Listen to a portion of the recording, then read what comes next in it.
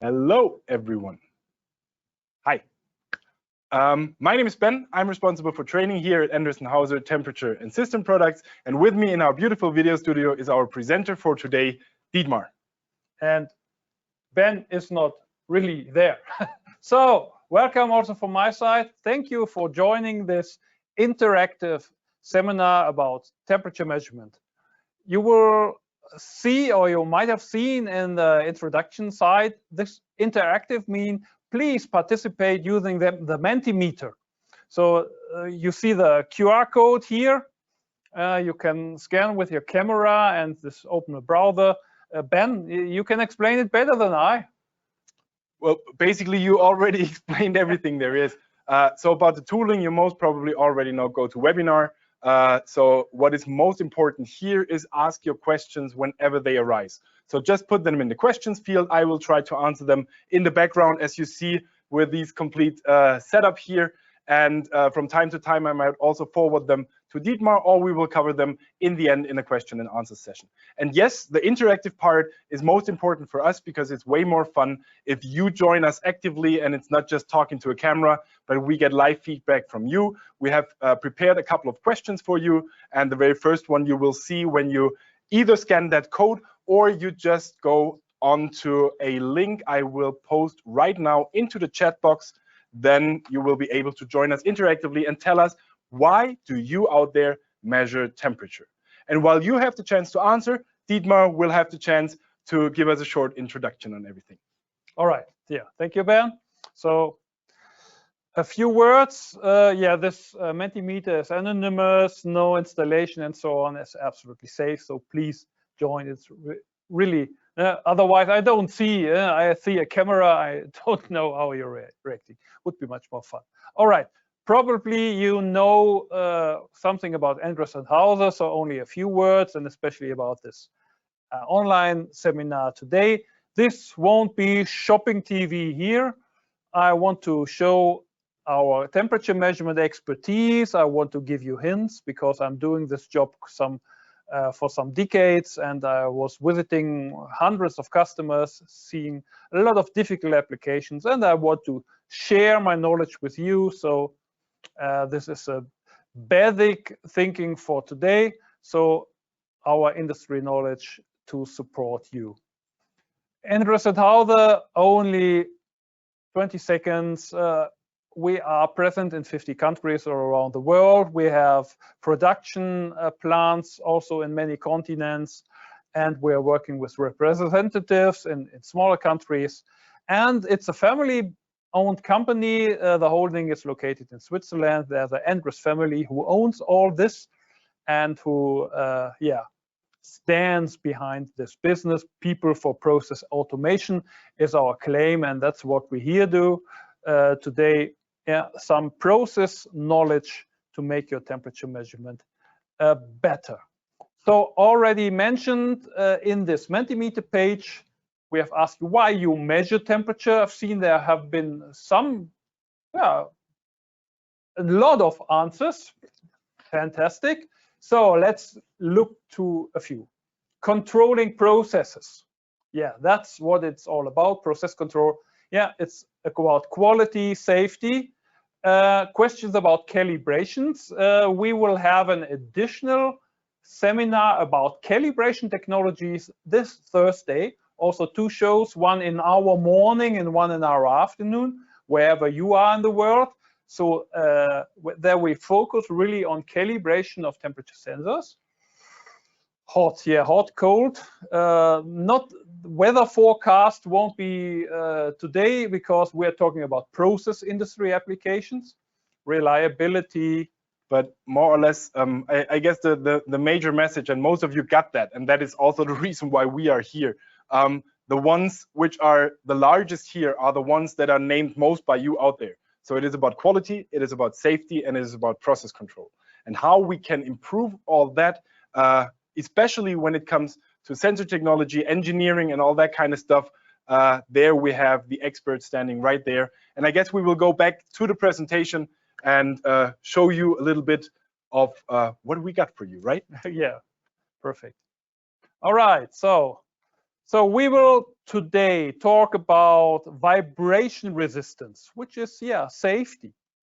We will talk about response time, which is quality, safety, all of that. Calibration, only a few words, as mentioned, the bigger show on Thursday. The main focus is on the accuracy of a temperature measurement, at what you can do for this, at what we can do for this.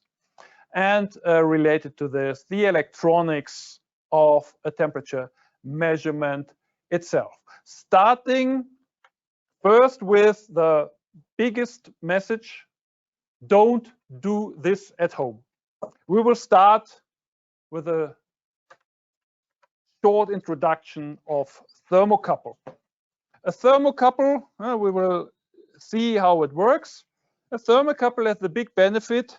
I have from my personal museum this antique measuring instrument with degrees Celsius on it, and I've connected a thermocouple to it. There's no battery, there's nothing.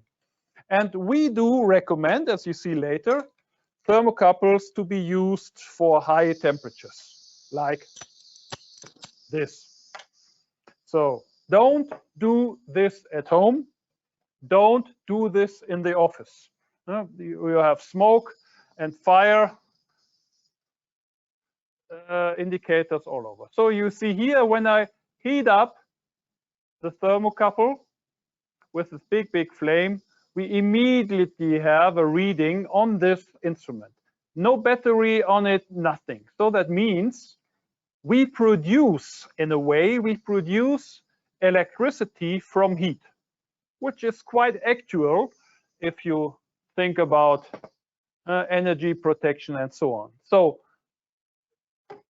very robust design. You just put a flame on it and you will see something. You can see here the reading. And if I cool this down, you see it's reacting quite fast. So how does it work? A thermocouple consists just of two metals or two alloys. They are joined together on something which is called a hot junction.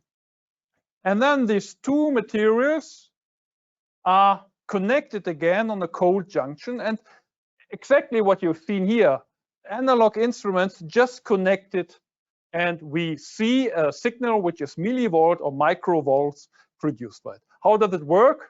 It's quantum physics behind, so just a few words. It works because two different metals have a different possibility to conduct the heat through the metallic, and also the movability of the electrons, which are inside the metals, are a little bit different. And this difference is producing a small difference in a voltage which can be measured. So the sensor is very easy. Just weld two metals together and that's it. But it's only a differential temperature measurement, because you can see only that, all right, the hot junction is hotter than the cold junction.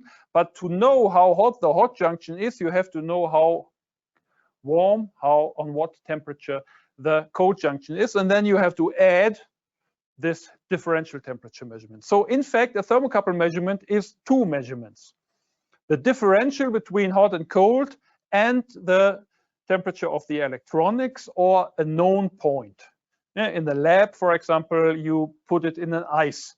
So the effect is called the Seebeck effect. We will do some additional videos for thermocouple measurement in the future. And inside the electronics, you need an absolute temperature measurement, and this is typically an RTD measurement, which we will cover in detail. Thermocouples are recommended by us for high temperatures above 600 degrees in process applications, in special designs when you have very small space to install. And we use it in a wider temperature range in limited space, because we have invented something which is called profile sense. It's a multi-point measuring system where many very small thermocouples are installed inside a mineral insulated design, shielded again. So this is protecting this thermocouple insulation against H2S, hydrogen sulfur, which is found in refineries. Again, if you like, we can offer a special seminar for this. So thermocouple measurement, the main focus today is RTD measurement. RTD measurements, resistance temperature detector, it's a standard technology in process industry. It's a dominant technology to do this. RTD, resistance temperature detector, means we are operating an electrical resistance which is changing its resistance because of the temperature. The industry standard for a century, more or less, is a PT100. PT100 stands for PT is platinum. Platinum is the most noble material in the world. It doesn't corrode. It doesn't react on nothing, more or less. And 100 stands for 100 ohm at the temperature of melting ice, 0 degrees Celsius to 32 degrees Fahrenheit. And platinum has a positive temperature coefficient. That means if the temperature is rising up, also the electrical resistance is increasing. And this characteristic curve is determined by the electronics to convert it to a temperature signal. This is the industry standard. There is a variety of RTD sensors, which is not covered by any industrial standardization. Is a NTC. This is a negative temperature coefficient. Mainly these sensors are based on silicon, and you will find it in consumer electronics, hair dryers, and things like this, mainly for yes or no, it's too hot or not, or in battery-powered consumer goods. So at the moment, we don't offer this for industrial applications because there's no standard in behind. So what you surely know are standard thin film technologies or the standard wire wound sensor. And what we will see later on are the Endress+Hauser innovations in sensor technologies, strong sense, quick sense, and the self-calibrating trust sense. The basic elements, the primary elements itself look like this. These are the dominant types. The so-called wire wound sensor is a construction of a ceramic pipe, more or less, which is ½ an inch long. And in the inner, we have two helixes of made of a very, very thin wire of platinum, one helix going up, connected going down. So the total length, as mentioned, ½ an inch. The dominant type today is called thin film RTD sensor. There we have a zoom picture. We have a ceramic body again, and on this there is a thin film of platinum sputtered, so extremely thin.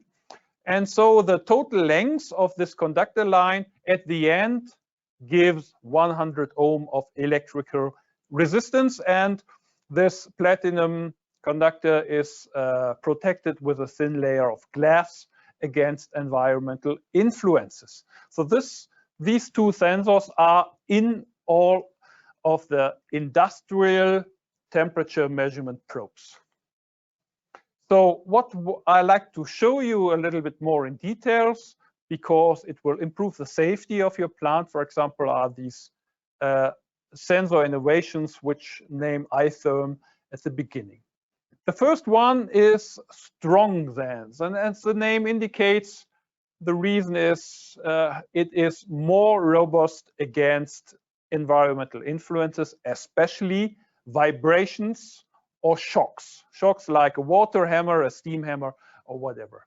And the value which is indicating this is the G-force, the acceleration in G-force. And to give you an overview about this, we would like to ask you in the Mentimeter to give your feeling about the acceleration. Ben? So whenever I'm here, that's the point in time when it you is have about to do you. something. When you see him, you have to do something. Then we are in action again. So yes, right now on your device, whether you use the mobile phone or whether you just clicked on that link in the chat of this GoToWebinar, you will see the choice that we see right here. So please estimate the explosive seed ejection from an aircraft. How many G's are working on a human body there? Space shuttle start during launch and re-entry. Car crash with 150 kilometers per hour or 90 miles per hour. 100 kilometers per hour or 60 miles per hour. And an F-16 aircraft pulling out of dive. So everything you see here on screen. And if we change that now, we should see some results already from you. And all right, that looks rather mixed.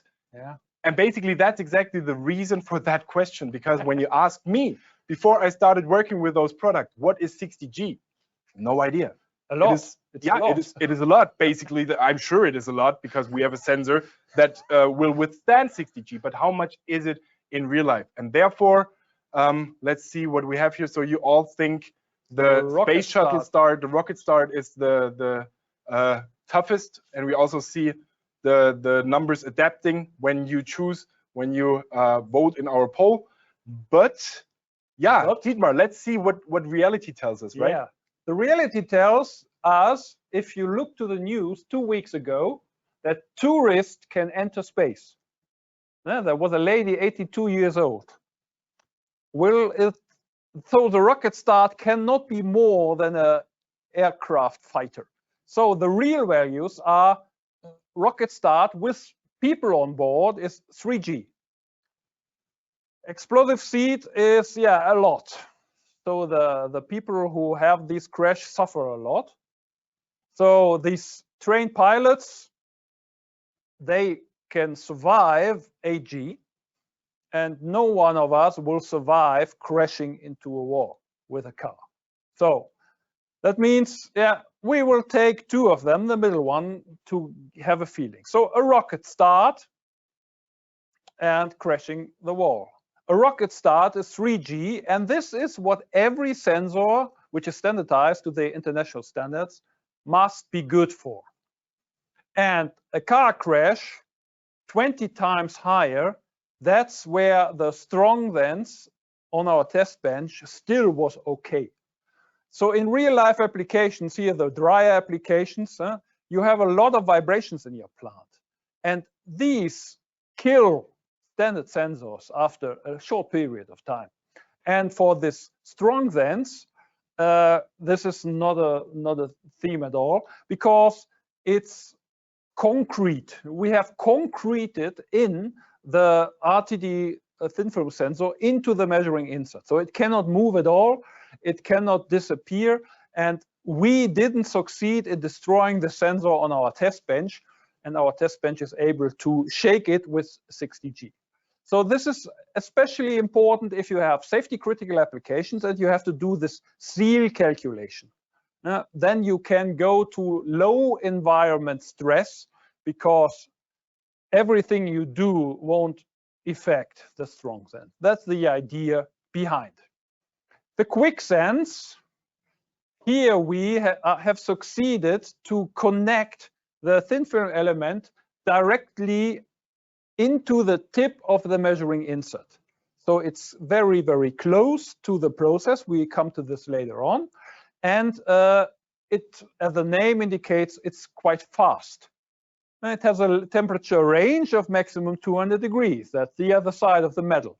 So what this speed means for your processes, we can see this in the video here. We have a calibration test bench. This is a whirlpool, more or less. We whirl warm water around, and then we dump for experiments the probes into it, like here. And here we have placed 2 designs in it, a quick design and a standard design. And this is a fast forward video. What you see here is the response time of a thermometer assembly. The yellow one, the quick design, the quick sense, is already finished with indicating the right temperature, while the standard probe is still increasing. And this complete fast forward was around 1.5 minutes.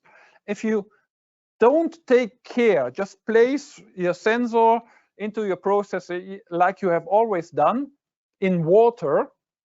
It's the T90 time, the time it takes to see 90% of the step, could be 1.5 minutes, while the other one is ready after a few seconds. It's 15 seconds as far as I remember. And so this could have big effects on the quality and safety of your process. Because if you imagine a process where you permanently change the temperature because of heating effects, of batch control, whatever, so in a simulated way, the red line. The temperature is falling and rising again and again. A standard sensor is not indicating this directly because it has a delay. And because of the delay and the dynamics of the process, you will never see the real temperature. You see something, the blue line is the indication, you see something later, and you won't see the peaks. You see a smaller amplitude. So that means the reality of the process you are operating is different than what you see on your process control system, because there the sensor is connected. In real life, your process might be hotter or cooler than you think. This could be a loss of energy on the easiest way, but this could be a safety problem. Your plant is hotter than you think. Your process is not at the temperature you think. This could also be a quality problem. Now, for example, in food applications, if the milk is hotter than you think, the taste is affected. And so a faster sensor will get a better process control because this delay gets smaller. Your controller can work better. So there is still and always a difference between the real process temperature and what you see, but the difference is smaller and the time delay is shorter. And so a quick temperature measurement can easily improve the quality and the safety of the process. As you have stated in the Mentimeter at the beginning, safety and process control are the points you can improve if you want. The third patented innovation is self-calibrating iTherm Trust Sense. And the question for you is if you have ever heard about it. It's not part of the presentation today, because if you let me, if Ben won't stop me, I can talk about the self-calibrating sensor 5 hours without any break. I already did it, yeah, but with a coffee break. So it's not today, but please let me know if you have ever heard about it. We have a Mentimeter for this? Yes, we have, and I can tell you he's right.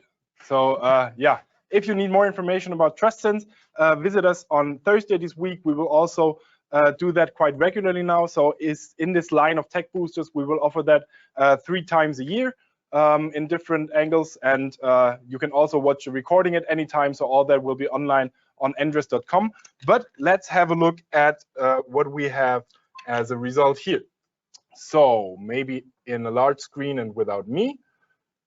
All right, so 71% already know about the iTherm TrustSense, which is great. And here you saw a little peak, so someone was not sure. If you are not sure, then really make sure to visit us on Thursday this week. Yeah. It'll be all about calibration, and TrustSense is the first and only self-calibrating thermometer on the world's market. Huge innovation. We won many industry awards out there. Thursday. Visit us there.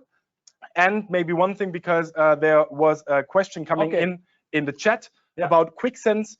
What is the shortest response time with QuickSense? And I just had a look in the background. So with a 3mm insert and a direct contact thermometer with a QuickSense, you could achieve a T90 response time of 0.75 seconds. So less than a second to achieve 90% of that temperature change. Huge, really good. But let's hear more about what we have so far, right? Yeah. All right, so we have seen this. All right, we have covered these sensor innovations right now. So the question here we have in the Mentimeter page, which you can follow in the background, is when you think about accuracy of a temperature measurement, what is the first word which comes to your mind? So let me know about this. And as Dietmar said, just answer that in the background, please. We will go through a little bit of presentation before we come back to the Mentimeter. But I'm sure that, well, all right, people coming in. So therefore, vote in the Menti. What do you think about temperature accuracy? And let's see that in full screen. So 4-wire. Precision, yeah, quality, variance, 3-wire, 4-wire. Yeah, good. Let's start with this, and we will have a look on this. Immersion length, fine. So 4-wire, 3-wire, only a few words, because I think this is common knowledge. If you want to measure a RTD PT100 and you're using only 2 wires, you will have an effect of the wire resistance. Not only because that, but also because typically it's metal, and metal is changing its conductivity because of the temperature. So you will have a mistake and you have an additional temperature mistake. So we don't recommend this at all. 3-wire connection is better. It works if there's a warranty that all of the 3 wires are absolutely the same at every time, including the terminals, the terminal resistance of the screws or the spring loading clamps and so on. And this is quite good.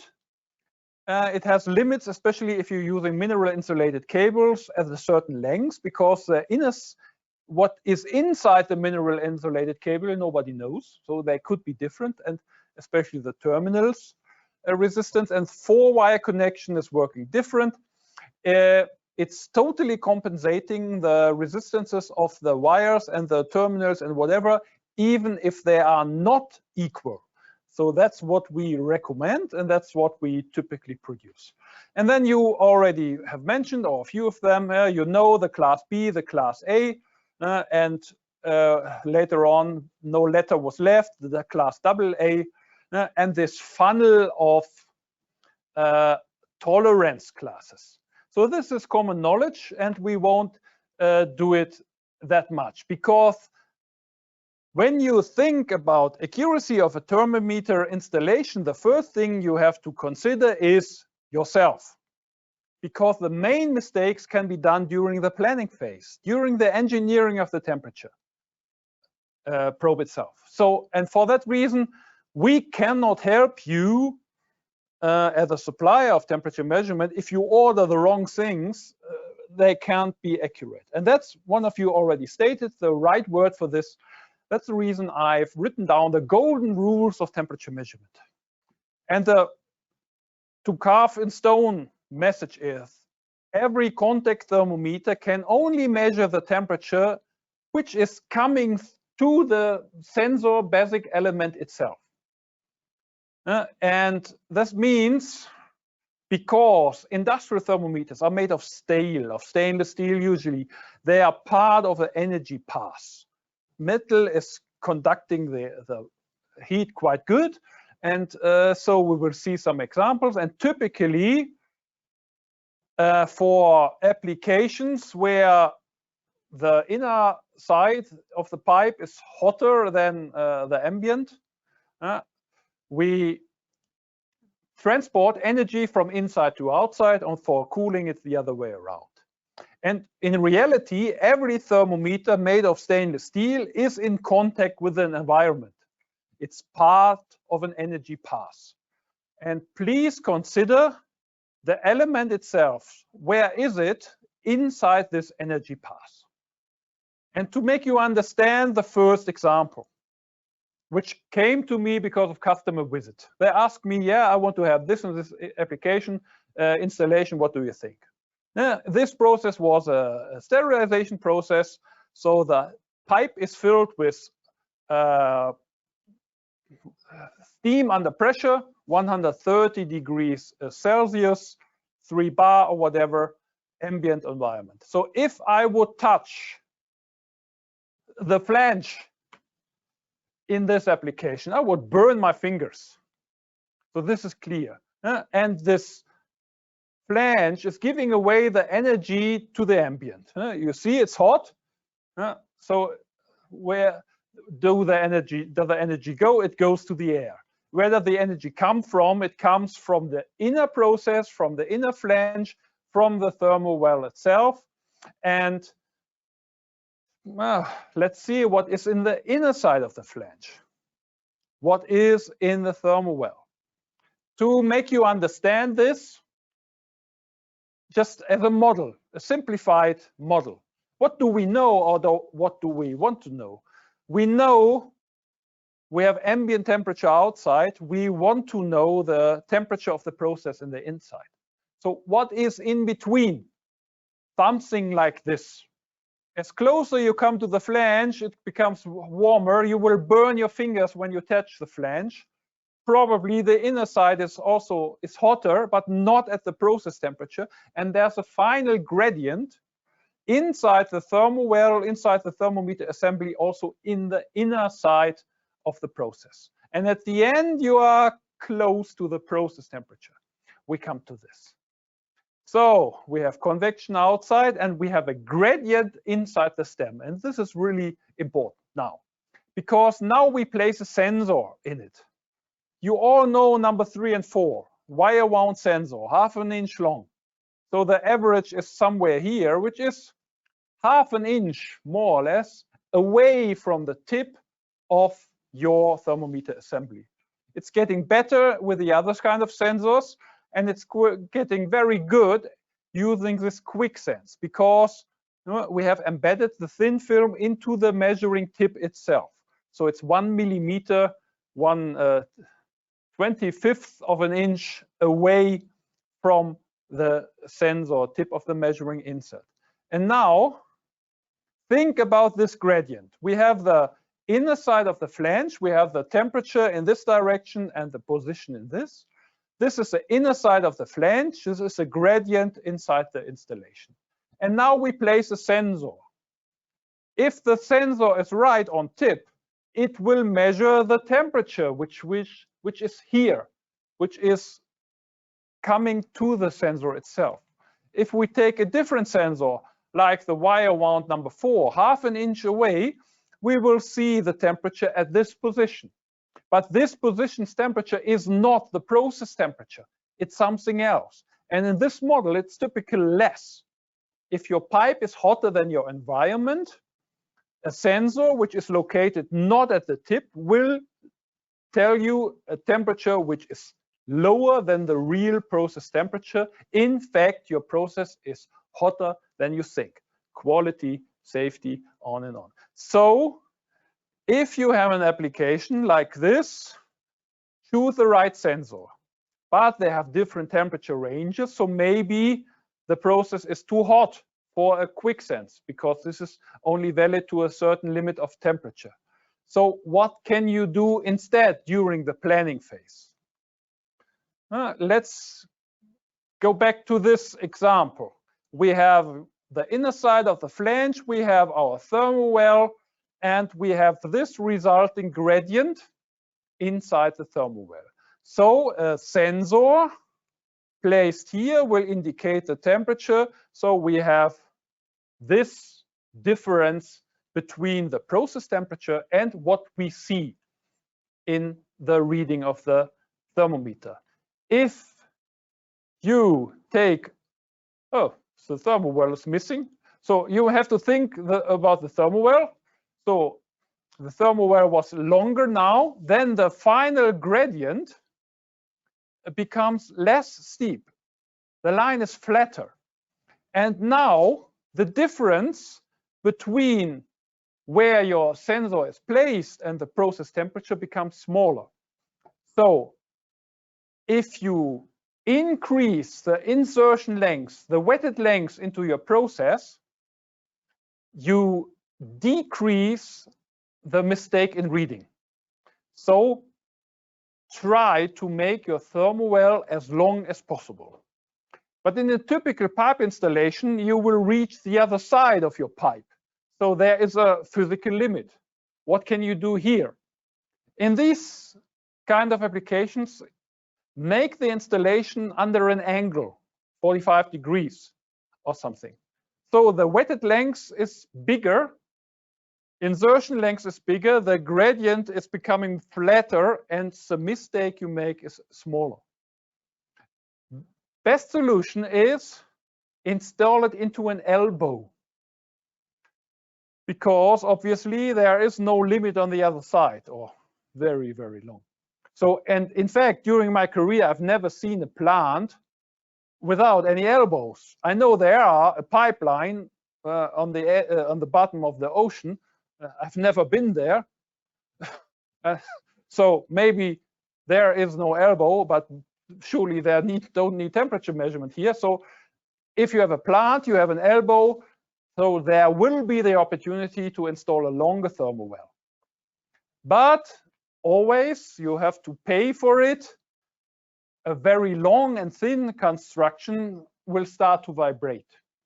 And so you need to consider a thermowell calculation. What is the maximum length allowed by the valid rules of thermowell calculation, ASME, PTC, or the Dean style thermowell calculation will give you a limit because of safety rules, insurance, and so on. So this is the recommended way to increase the accuracy of a measurement. What else can you do? We have a question? We have a question. So now it's not up to you, but it's up to you, Dietmar. And I'll show you the question right on screen, which is basically quite related to the golden rules. And Yeah. we would have it later. It wouldn't fit anymore. So do you have some rule of thumb numbers? Yes. So in installations where the measuring insert is really too small, I personally was involved in cases which are 3 to 5 degrees away, too less, as according to this model.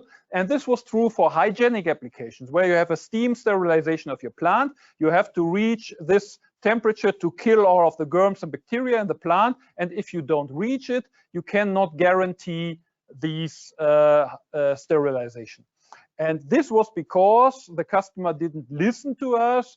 They installed it with a too short insertion length because they always did it in this way.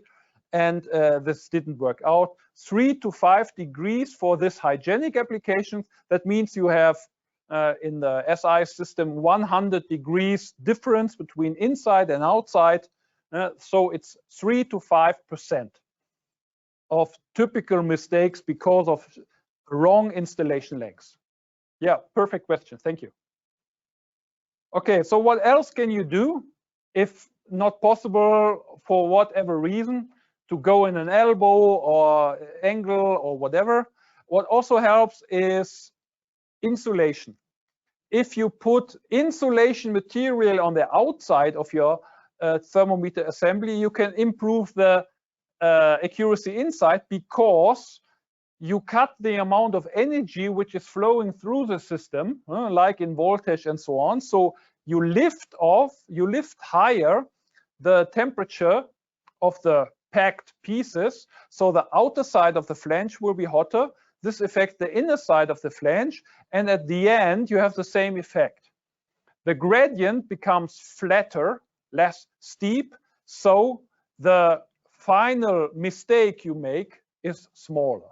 So even if you don't like it, because typically in food and beverage and hygienic plants, they want to have everything shiny, stainless steel. From the metrological side, insulation of these critical measuring points would increase the accuracy of this installation. So these are the golden rules. insertion lengths, the right sensor at the right temperature range, especially when it's the only option are short insertion lengths, or think about insulation on the outside. If you compare these effects, as mentioned, the golden rules effects are the biggest, typically much bigger, 3 to 5% of possible mistake related to the class AB AA discussion, or the 3 or 4 wire connection. These installation effects are dominant. But we know there are some applications where you really need or want the last digits, the 0 point something degrees Celsius or Fahrenheit. And if you really want this additional to the installation things, you should know how a temperature transmitter works and what it can do for you. So the general job is to convert the raw signal, the ohm or the microvolt, to what you want to see, the degrees Fahrenheit. Let's focus on the ohm RTD measurement again, if you like to have it better. A perfect sensor, according to the IEC standard, also the ATM standard, is more or less the same. Says, all right, at 100 degrees Celsius, the temperature of boiling water, you have 138.5 degrees ohm. And so the transmitter takes the standard curve and converts this ohm to a temperature signal again. But in reality, according to the class AB, this ohm value can have a tolerance. And if it's not exactly at 138.5 ohms, a little bit different, and the transmitter does not know about it, it will make a mistake. It will give smaller resistance, smaller temperature. So you will have a mistake. It's still in the tolerance, but maybe not good enough for your application or not good enough for somebody has asked for. So you have a measuring mistake, an error. If you want to get rid of it, you can do something which we are calling sensor transmitter matching. In fact, RTD is following mathematically this equation. It's called Callander-Van Dusen equation. It's related to this formula. Only a few words. The resistance, the actual resistance at a certain temperature, can be calculated by R0 is a basic resistance, this 100 ohm at the temperature of melting ice, multiplied with something. And these values for R0, 100, A, B, and C are written in the standard, and the transmitter is working with this. An individual sensor might be a little different inside the tolerance, but a little different.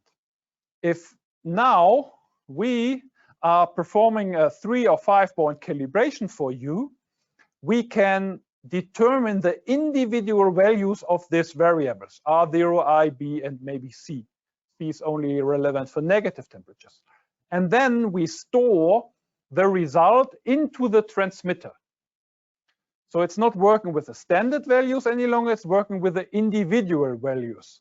And this is what we call sensor transmitter matching. So now both belong together as a unit. Individual sensor with the individual calibration, the results of this individual calibration stored in this sensor connected together. And then this transmitter knows, okay, at this sensor, it's not 138.5, it's 138.2 to give the temperature of boiling water. And the other benefit is, instead of this funnel, which you have seen on the standards class A and B, you have a more or less constant tolerance expectation during the calibrated range. If you need it from there to there, we put 5 points into it. We do the calibration, we store the results in the transmitter, then the transmitter matching, and you will have a tolerance of 0.2 Kelvin, more or less, on the digital output of this transmitter, and then you can receive the highest possibility for industrial measurement, and this is more or less the limit. Yeah, sometimes I'm asked about more accuracy. I need 0.0 something, and my answer here is yes, it's possible. Operate a calibration lab. Our calibration lab, certified by the German state, in this range has an uncertainty of 0.02. This is possible in an air-conditioned lab, in a stationary air-conditioned lab. So 0.2 for an industrial application is more or less the limit you can reach at 100 degrees Celsius or whatever. So the other thing you have to be aware of, you cannot disconnect. You should not disconnect this sensor transmitter matching. If you connect a different sensor, you might go to the opposite direction. So it cannot be known in advance what will happen now. So we do not recommend.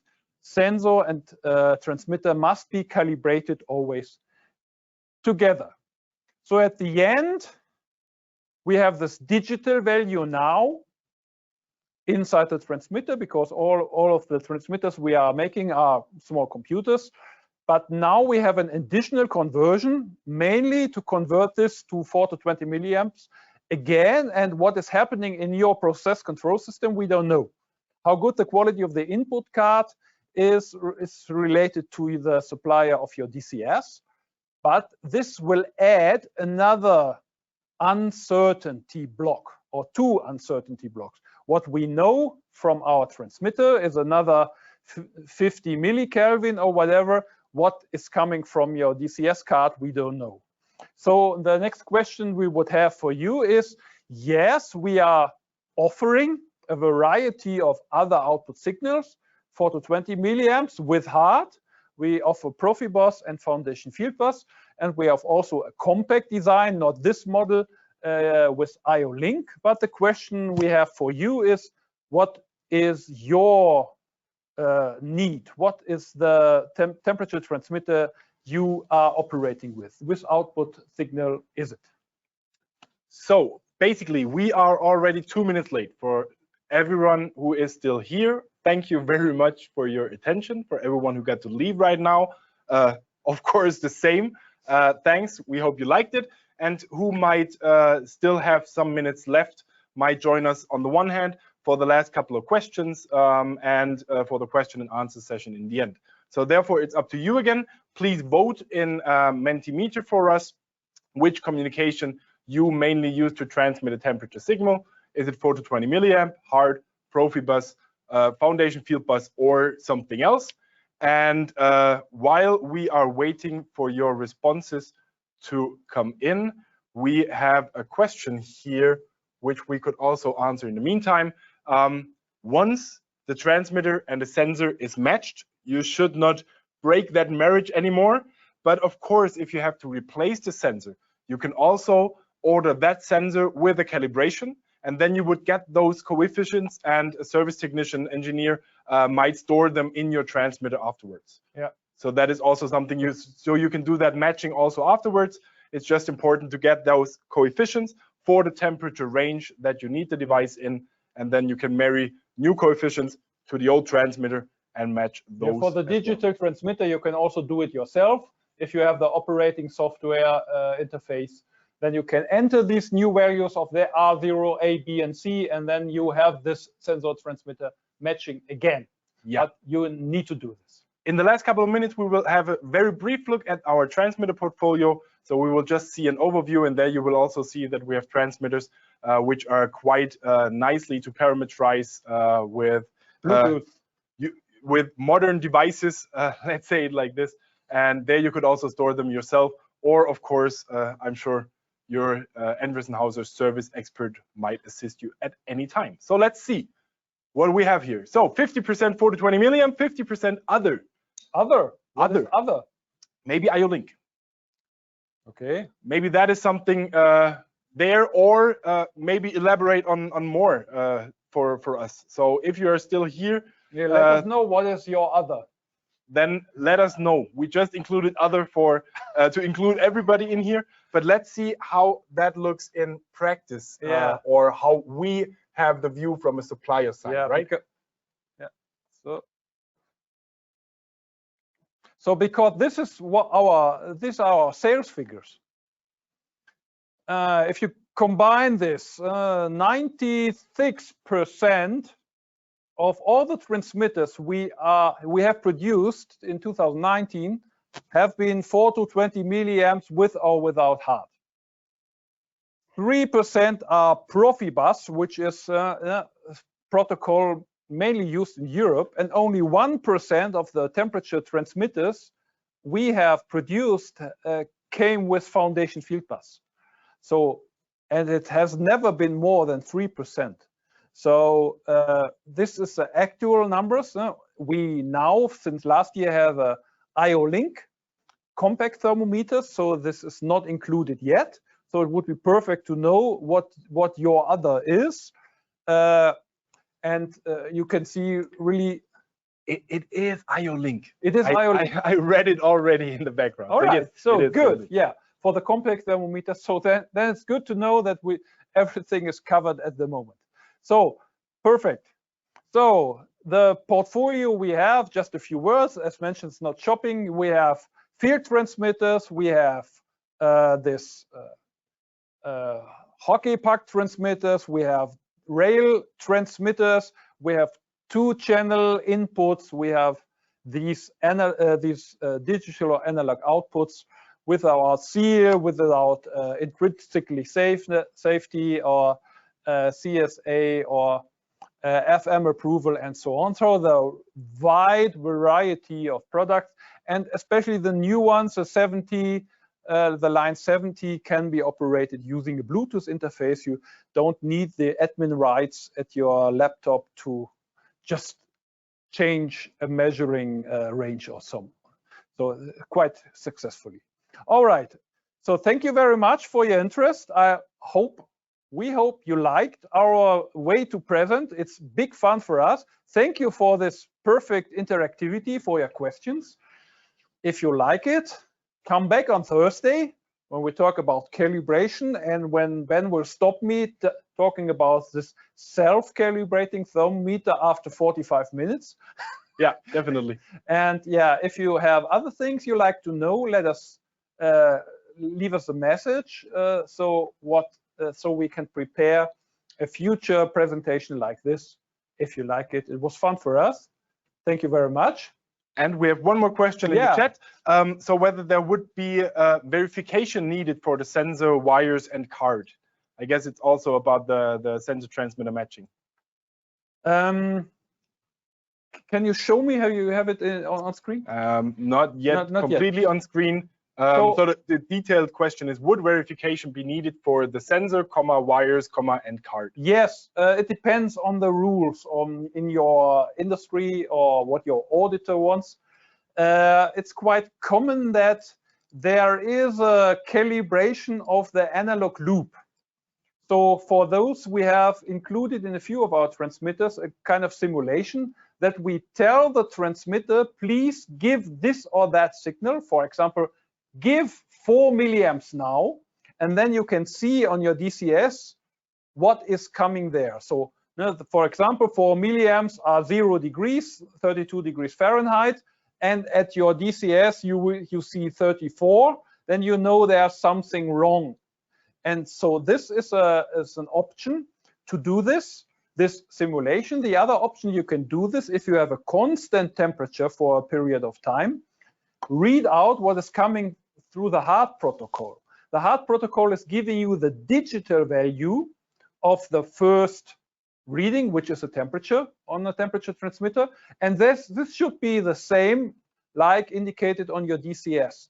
This is another method so you can verify, not calibrate, verify your analog loop of a transmitter. The simulation or using the heart protocol in a stationary temperature case. This surely does not work if the temperature is going up and down, but if, for example, your plant is offline, the thermometer should give ambient temperature not changing at all, and then you can verify using the HART protocol. Great. So far, no further questions. We will stay online in the background for a couple of further minutes. Stay safe. Thanks for being here. Yeah, and see you soon, hopefully in the next online seminar. Bye. Bye.